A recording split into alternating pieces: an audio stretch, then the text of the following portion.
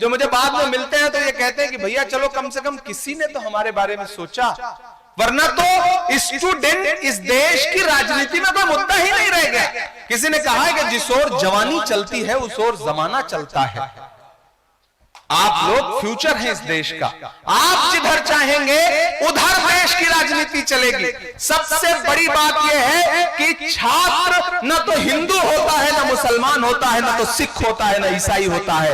छात्र सिर्फ छात्र होता है। स्टूडेंट का धर्म एक है, स्टूडेंट की जाति एक है, स्टूडेंट का मजहब एक है, स्टूडेंट के मुद्दे एक हैं।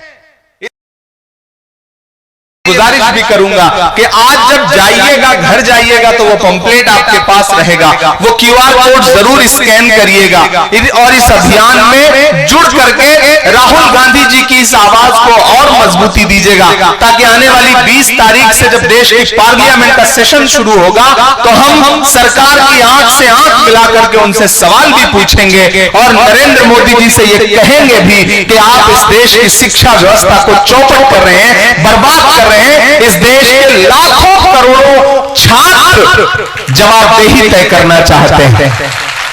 इस देश में अब तक लाखों छात्र इस अभियान से जुड़ चुके हैं। राहुल गांधी जी ने कोटा में एक बड़ा प्रोग्राम किया था छात्रों की गूंज का, पटना करना चाहते थे, लेकिन वो एक बाई इलेक्शन होने की वजह से वो परमिशन देने में दिक्कत हो रही है। तो 17 तारीख को राहुल जी देहरादून में यह कार्यक्रम करने जा रहे हैं, उसके बाद इलाहाबाद में यह कार्यक्रम करेंगे, बेंगलोर में करेंगे, फिर पटना भी आएंगे। और हम सब भी अपने अपने स्तर पे, जब हमें निर्देशित किया गया कि देश के 28 शहर जो चिन्हित हैं वहां जाइए और छात्रों से संवाद करिए, तो हमने सबसे पहले यह कहा कि सबसे पहले सीमांचल चलते हैं, पूर्णिया से शुरुआत करते हैं,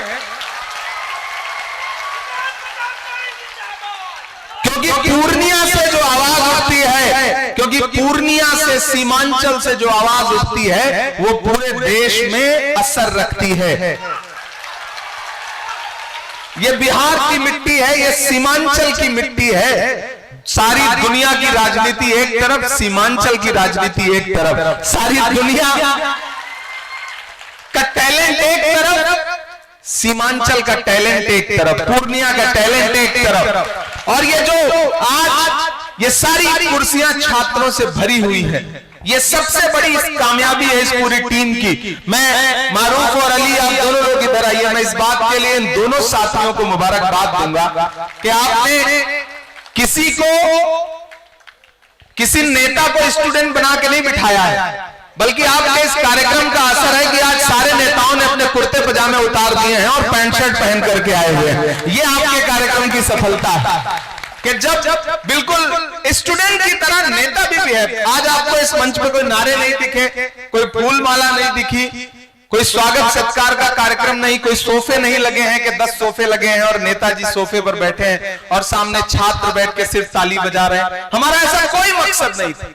हमारा सिर्फ और सिर्फ ये मकसद था कि हम छात्रों के बीच में चले, छात्र राहुल गांधी जी को सुने और उसके बाद हम छात्रों से सवाल पूछें, छात्रों से संवाद करें।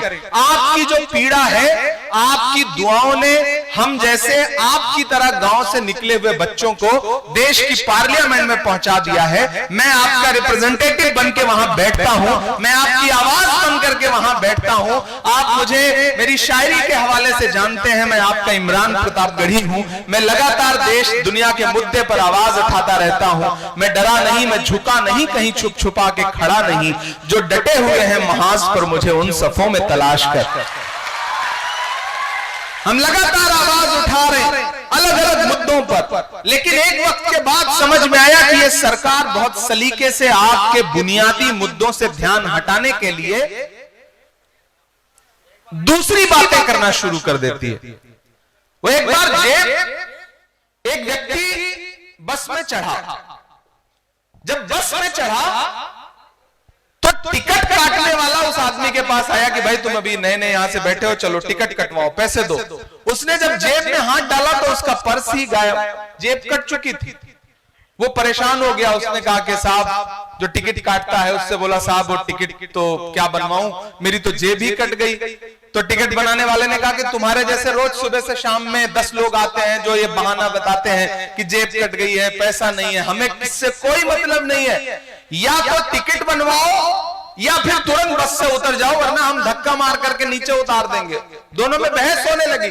इतने में पीछे एक आदमी बैठा हुआ था, उसने टिकट बनाने वाले से कहा कि आप इस भाषा में बात नहीं कर सकते, ये अपमान कर रहे हैं आप इस आदमी का।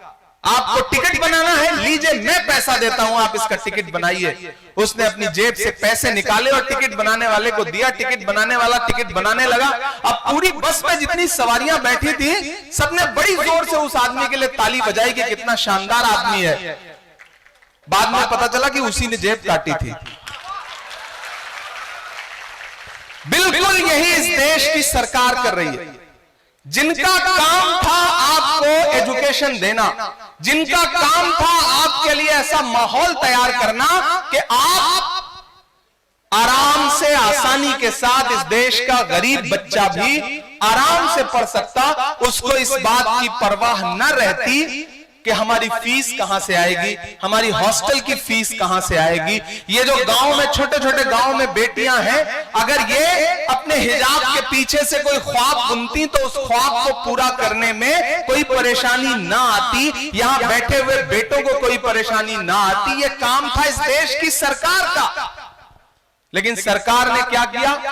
लगातार या तो शिक्षा का बजट कम किया या फिर ऐसा माहौल बना दिया कि इस देश में पिछले कुछ सालों में 89 टाइम, यानी कि तकरीबन 90 पेपर लीक हुए हैं।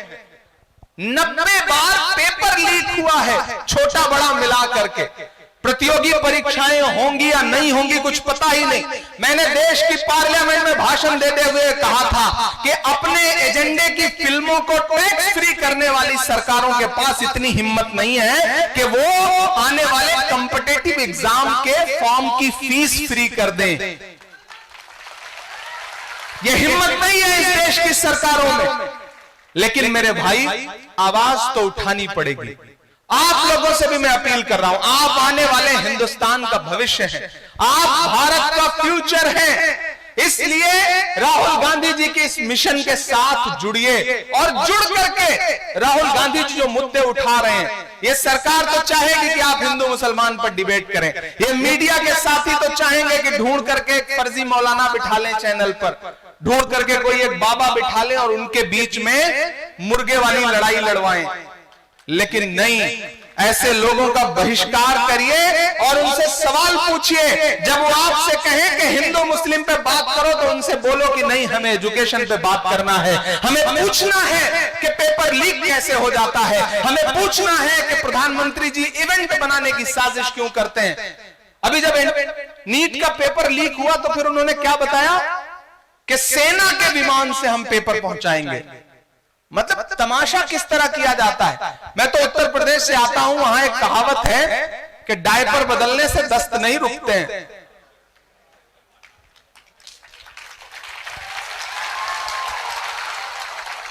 सेना तो इस देश की इतनी सक्षम है ही कि उससे आप कोई भी काम करवाओगे तो इस देश की सेना हर काम बहुत अच्छे से करेगी। लेकिन पेपर रास्ते में लीक नहीं हो रहा है प्रधानमंत्री जी, पेपर लीक करने वाले सिस्टम के अंदर बैठे हैं। जब तक उनकी जवाबदेही तय नहीं होगी तब तक आप वायुसेना के विमान से पेपर पहुंचा दो या राफेल से पेपर पहुंचा दो, जो चीज खराब होनी है वो खराब होकर रहेगी, क्योंकि सिस्टम खराब है। 21 बच्चों ने सुसाइड कर लिया, जयाश्री जैसी बेटी की मौत हो गई, लेकिन इस देश के शिक्षा मंत्री की कोई जवाबदेही नहीं। 21 मौतों का जिम्मेदार कौन है? जवाबदेही कौन तय करेगा? आखिर धर्मेंद्र प्रधान से इस देश के प्रधानमंत्री को इतना प्यार क्यों है कि 21 बच्चों की मौत के बाद भी प्रधानमंत्री उनसे सवाल पूछने को तैयार नहीं? तुझको कितनों का लहू चाहिए अर्ज़े वतन, कितनी आहों से कलेजा तेरा ठंडा होगा।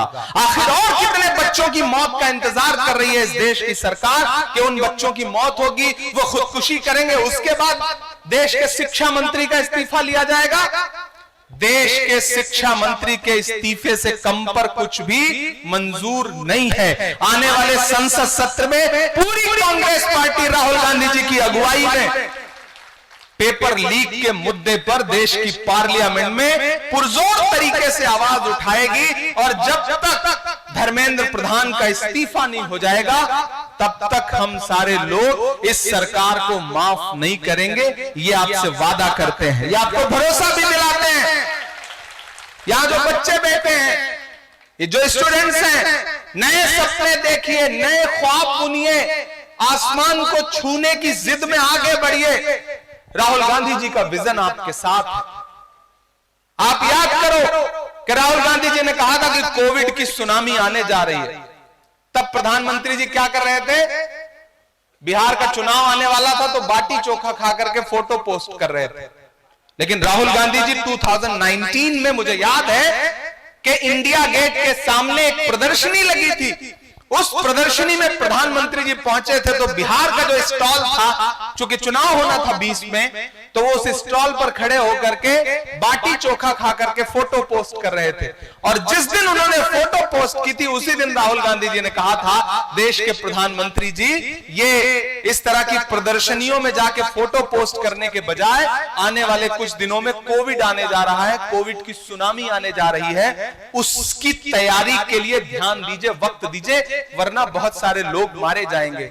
फिर आपने देखा कि किस तरह इस देश में लोग एक एक सांस के लिए तरस गए, किस तरह परेशान हुए लोग। वो भविष्यवाणी राहुल गांधी जी की थी।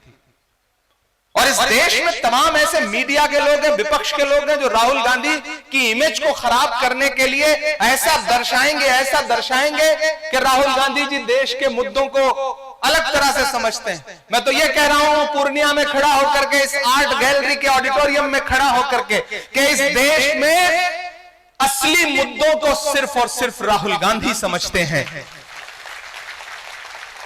मुझे बताओ कि जिस दौर में लोग अपने नाम का नारा लगवाने के लिए परेशान हैं, जिस दौर में लोग राजनीति में हिंदू मुसलमान और सांप्रदायिकता घुसेड़ने के चक्कर में परेशान हैं, उस दौर में कोई एक नेता खड़ा हुआ है ना, जो आपसे कह रहा है कि मुझे बच्चों के एजुकेशन पे बात करनी, और कोई करता है आपको? और कोई दिखता है नेता बच्चों के एजुकेशन पे बात करता हुआ, तालीम पे बात करता हुआ? नहीं दिखता। राहुल गांधी नजर आते हैं। मैं राहुल गांधी को सैल्यूट करता हूं कि उन्होंने पूरी कांग्रेस पार्टी को यह कहा कि निर्देशित किया कि आप लोग भी अपने अपने डिस्ट्रिक्ट में, चाहे वह एनएसयूआई के कार्यकर्ता हो, यूथ कांग्रेस के लोग हो, या फिर माइनॉरिटी डिपार्टमेंट के लोग हो, सबको यह निर्देशित किया कि आप लोग अपने अपने शहर में, अपने अपने इलाके में जाइए और स्टूडेंट्स के मुद्दे पर बात करिए, छात्रों के बीच में जाइए। यहां तमाम छात्र ऐसे बैठे हैं जो मुझे बाद में मिलते हैं तो ये कहते हैं कि भैया चलो कम से कम किसी ने तो हमारे बारे में सोचा, वरना तो स्टूडेंट इस देश की राजनीति में कोई मुद्दा ही नहीं रह गया। किसी ने कहा है कि जिस ओर जवानी चलती है उस ओर जमाना चलता है। आप लोग फ्यूचर हैं इस देश का, आप जिधर चाहेंगे उधर देश की राजनीति चलेगी। सबसे बड़ी बात यह है कि छात्र न तो हिंदू होता है, न मुसलमान होता है, न तो सिख होता है, न ईसाई होता है। छात्र सिर्फ छात्र होता है। स्टूडेंट का धर्म एक है, स्टूडेंट की जाति एक है, स्टूडेंट का मजहब एक है, स्टूडेंट के मुद्दे एक हैं। इसलिए ये आपको कितना भी बांटने की कोशिश करें, इनके धोखे में मत आइएगा। लियो टॉलस्टॉय एक बहुत बड़े हिस्टोरियन थे। उनसे एक बार किसी ने कहा कि अगर आपको कोई धोखा दे दे तो आप उसे माफ कर देंगे। मैं देश भर के छात्रों से ये कहानी सुनाते हुए संवाद कर रहा हूं कि जब टॉलस्टॉय से यह कहा गया कि अगर किसी ने आपको धोखा दे दिया तो आप उसे माफ कर देंगे, तो उसने कहा कि जो आपको धोखा देता है समझ लो उसने आपके दोनों बाजू काट दिए, दोनों हाथ काट दिया, और जिसने आपके दोनों हाथ काट दिए, बाजू काट दिए, आप उसे माफ तो कर सकते हैं लेकिन उसको गले नहीं लगा सकते।